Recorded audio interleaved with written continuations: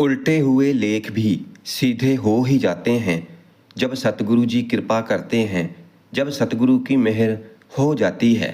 साध संगत जी, एक साधु एक दरवाजे पर मांगने गया तो उसने देखा कि अंदर एक औरत कुंडी में मिर्चें डालकर उन्हें कूट रही है और वो साधु दरवाजे पर खड़ा होकर ये सब देख रहा है और उसने अपने हाथों में कई प्रकार की चूड़ियाँ पहन रखी हैं जो स्त्री का श्रृंगार होता है।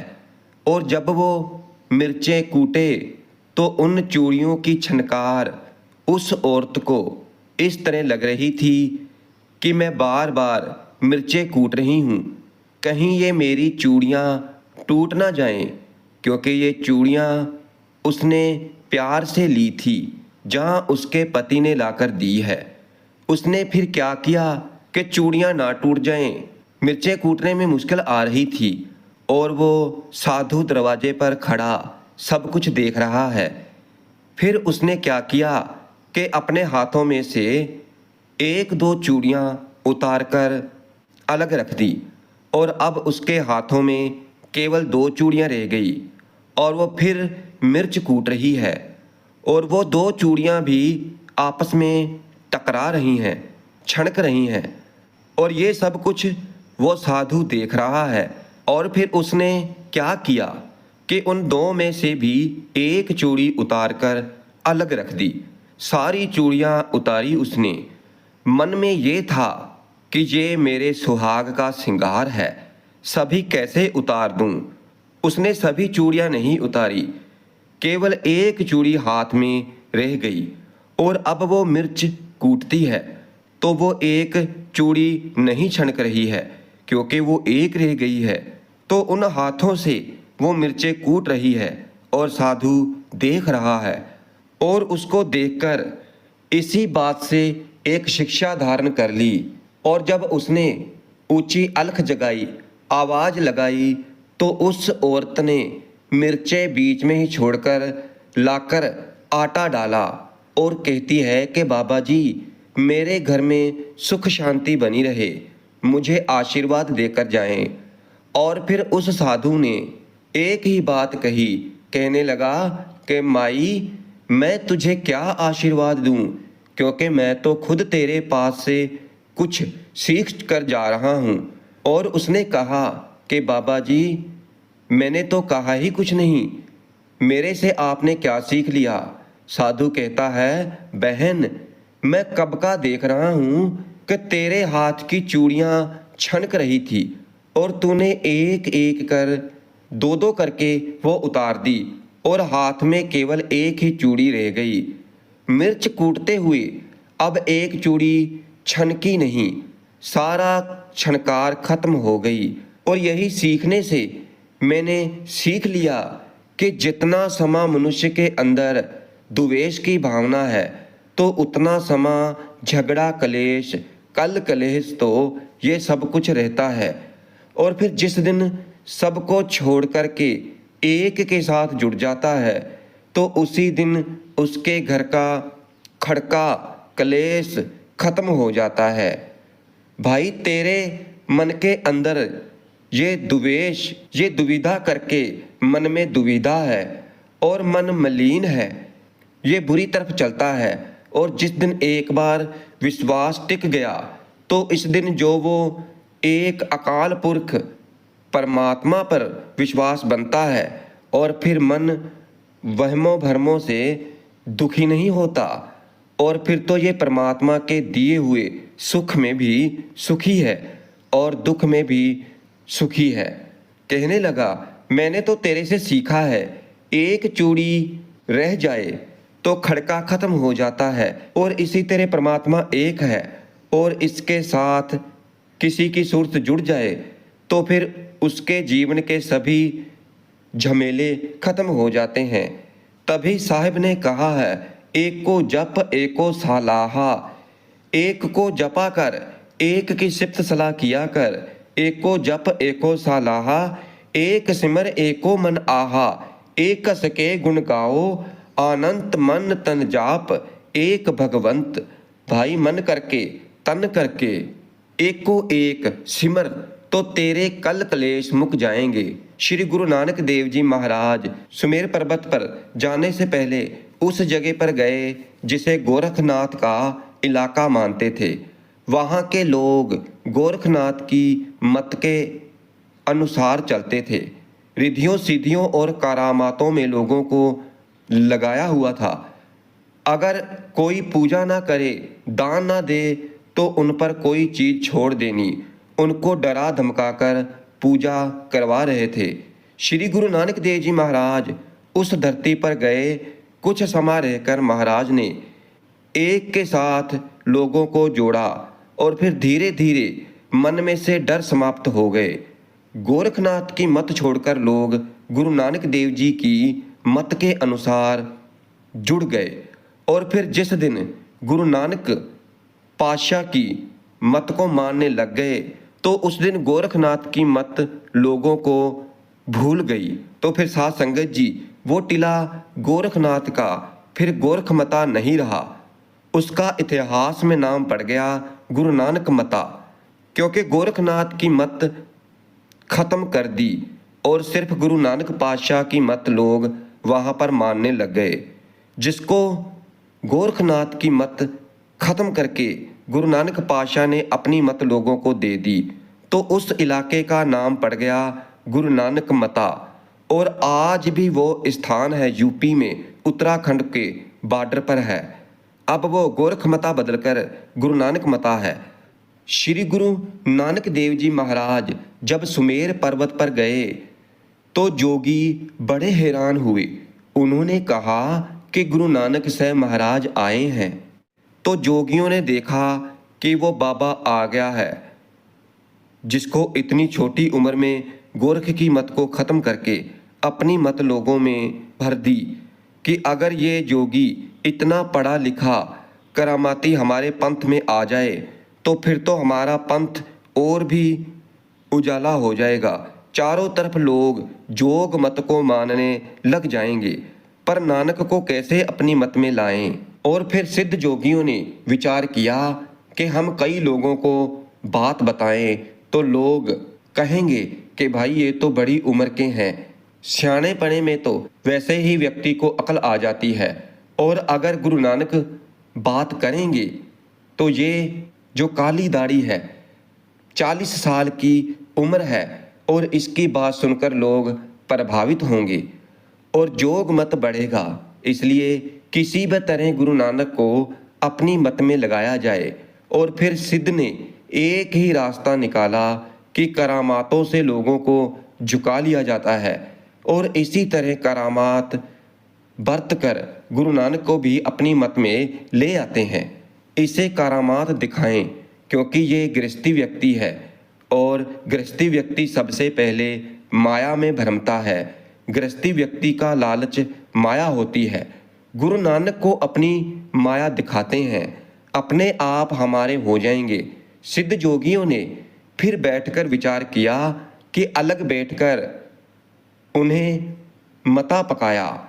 भाई गुरदास जी फरमाते हैं, सिद्धि मने विचार्या किव दर्शन लेवे, बुला ऐसा जोगी कली में हमरा पंथ करे उजियाला। अगर ये हमारे पंथ में आ जाए तो फिर तो उजाला कर देगा हमारी पंथ में, मगर पहले इसे कोई करामात दिखाएं फिर ही मानेगा। और फिर सिद्ध जोगियों ने पास बुलाकर कहा कि बाबा नानक, हम हैं 150-100 साल के जोगी, हमारी उम्र बहुत है, हमारी जटाएं देख, हमारे सफ़ेद बाल देख, हम 150 साल की उम्र से ऊपर हो गए हैं। हमारे पास रिद्धियों सिद्धियाँ करामातें बहुत कुछ है, हमारे सामने तुम्हारी उम्र छोटी है। चलो बाकी बात बाद में, पहले तू हमारी कोई सेवा कर। पातशाह ने कहा कि बताएं, हम गुरुमुखों की सेवा के लिए ही चल रहे हैं। सतगुरु जी ने बड़ी ही निम्रता से कहा, गुरुमुखों की सेवा के लिए ही घूम रहे हैं, हम गुरुमुखों की खोज कर रहे हैं। और फिर उन सिद्ध जोगियों ने सतगुरु जी को एक कटोरा दिया और कहते हैं कि लो बाबा, वो सामने पानी की नदी बह रही है, इस कटोरे को भर कर लाओ। और फिर सतगुरु जी चले गए। और जब सतगुरु जी कटोरा लेकर नदी के पास गए तो देखा कि नदी में पानी तो है ही नहीं। सिद्ध जोगियों ने कहा, नदी पानी की बह रही है, बाबा पानी भरकर लाओ। और जब आप जी नदी के पानी के पास गए तो उस नदी में तो पानी नहीं था। उस नदी में पानी नहीं बह रहा था। उस नदी में तो हीरे मोती जवाहरात सोने की नदी भरी हुई जा रही है। हीरे मोती नदी में बहते हुए जा रहे हैं। हीरे मोती लाल की नदी बह रही थी। सतगुरु जी ने देखा और खाली वापस आ गए। सिद्ध जोगी कहते हैं कि महाराज पानी नहीं लेकर आए। नानक जी और सतगुरु जी कहते हैं वहाँ पर तो पानी है ही नहीं। सिद्ध जोगी बोले कि अगर पानी नहीं था तो फिर वहाँ क्या था। सतगुरु जी महाराज ने मुस्कुराकर जवाब दिया कि आपने पानी लाने के लिए भेजा था, पर पानी उस नदी में नहीं है। तो सिद्ध जोगी बोले कि तो वहाँ और क्या था। मैंने इस बात से क्या लेना, वहाँ कुछ भी हो, मुझे किसी चीज़ से वास्ता नहीं, बस पानी नहीं था। आपने पानी लाने के लिए भेजा। और फिर जोगी बड़े शर्मिंदे हुए कि ये तो गृहस्थी था, इसे तो माया धन दौलत हीरे मोती देकर लुभायमान होना चाहिए था। मगर उन जोगियों को इस बात का पता नहीं था कि जिस बाबे को हीरे जवाहरात दिखाकर आप भटकाना चाहते हो तो ये नानक पातशाह कोई आम शारीरिक व्यक्ति नहीं है। ये तो गुरु नानक पातशाह कलयुग के परमात्मा है। इस गुरु नानक ने तो कई साल पहले ही सिखों को कह दिया है कि मोती ता मंदिर उसरे रत्नी ता हीरे जड़ाओ। सतगुरु नानक साहब महाराज को भाई गुरदास जी लिखते हैं, खप्पर कीता नाथ जी। खप्पर कहते हैं कटोरा जो उन्होंने रखा होता है, वो खप्पर दिया कहते हैं। पानी लेकर आओ, खप्पर दिया नाथ जी, पानी भर ले वत। उठ चला बाबा आ, पानी डिठे रतन जड़े हर लाला। वहाँ पानी तो था ही नहीं, जवाहरात हीरे मोती लाल की नदी भरी जा रही है। कहते हैं कि गुरु नानक साहब को कौन भटका सकता है। जोगी बोले कि धन गुरु नानक साहब महाराज, वहाँ पर पानी नहीं था। कहने लगे पानी नहीं था। कहते हैं बाबा और क्या था। सतगुरु जी कहते हैं कि और कुछ भी हो, हमें और कुछ से क्या लेना। और फिर सिद्ध जोगी बड़े शर्मसार हुए। भाई गुरदास जी लिखते हैं, सतगुरु अगम अगाध पुरख, केड़ा झल्ले गुरु की झाल। गुरु नानक पातशाह की झाल कौन झल सकता है। श्री गुरु नानक साहब महाराज से प्रभावित हुए जोगी कहते हैं कि महाराज हमने तो सोचा था कि आप हीरे मोती लेकर वहाँ से चले जाओगे। हमने सोचा था कि हमारी करामात देखकर हमारे पैरों में गिर जाओगे, मगर आपने तो हीरे मोती की तरफ देखा तक नहीं। क्योंकि सिद्ध जोगियों को पता नहीं था कि सतगुरु जी महाराज जी का तो कब का ये उपदेश है कि मोती ता मंदिर उस हीरे लाल जड़ाव, धन दौलत प्रदात हीरे मोतियों से घर बने हैं। मोती ता मंदिर उसरे रत्नी होए जड़ाव, कस्तूर कुंभ अगर चंदन लीप आवे, चाव मत देख कुल विसरे, तेरा चितना आवे नाव। आप जी कहते हैं कि इतना देखकर गुरमुखो कभी भूल मत जाना। ये चारों चीज़ें ध्यान रखना। परमात्मा के मार्ग जाते समय ये चार चीज़ें रुकावट पैदा करती हैं। सबसे पहले धन दौलत, हीरे मोती जवाहरात और जायदाद, तो ये अहंकार पैदा कर सकती हैं, जिसको साहब जी कहते हैं, जोबन धन प्रभत ताके मत। पैसा धन दौलत हीरे मोती हमारे परमार्थ के मार्ग पर रुकावट पैदा कर सकते हैं। लेकिन साध संगत जी, अगर कोई शब्द के साथ जुड़ जाए, नाम के साथ जुड़ जाए, तो फिर उसके आगे ये चीज़ें रुकावट पैदा नहीं कर सकती। मगर जो परमार्थ के मार्ग पर चल पड़ते हैं तो फिर वो सोना धन दौलत पदार्थों से ऊपर उठ जाते हैं। अगर उसके पास हो भी तो अहंकार नहीं करते। आज सिद्ध जोगियों ने सोचा कि गुरु नानक तो भटक जाएंगे हीरे मोतियों को देखकर, मगर गुरु नानक जी की झाल कौन सहन कर सकता है। सतगुरु जी खाली वापस आ गए। कहते हैं, बाबा आया पानीए डिठे रतन जवाहरात, लाला सतगुर अगम अगाध, पुरख कहड़ा झले गुरु की झाला। और अब सिद्ध जोगी देख रहे हैं। सतगुरु जी पातशाह ने जब शब्द से शुरुआत की तो फिर भाई गुरदास जी कहते हैं, शब्द जीती सिद्ध मंडली। देखो, शब्द से संसार शुरू है और शब्द से ही संसार के संबंध है और शब्द द्वारा ही निरंकार परमात्मा से मिलाप। अब देखो कि यहाँ भी भाई गुरदास जी ने ये नहीं लिखा कि किसी करामात से जीत लिया। गुरु नानक पातशाह ने सिद्ध जोगियों को वो सिद्ध जोगी कहते हैं कि बाबा आपके मन पर असर नहीं हुआ, हीरे मोती जवाहरात रतन देखकर आपका मन भटका नहीं। क्योंकि जो दुनियावी है, जो गृहस्थी हैं, तो वो उनका तो मन भटक जाता है।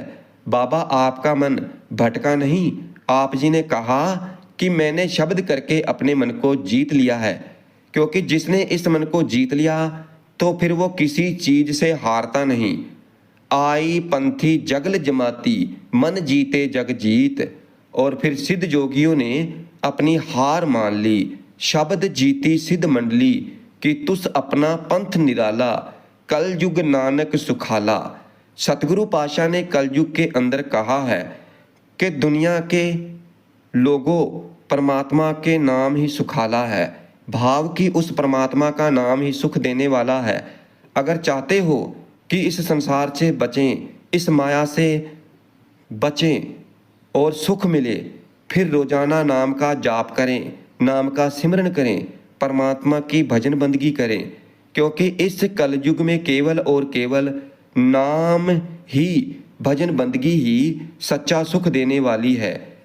बाकी सब तो नाशवान है। इसलिए सतगुरु जी हमें हमेशा यही उपदेश करते हैं कि नाम का सिमरन करो, भजन बंदगी करो और अपने जीवन को सफल बनाओ। श्री गुरु नानक देव जी महाराज जब सुमेर पर्वत पर गए तो जोगी बड़े हैरान हुए। उन्होंने कहा कि गुरु नानक साहब महाराज आए हैं।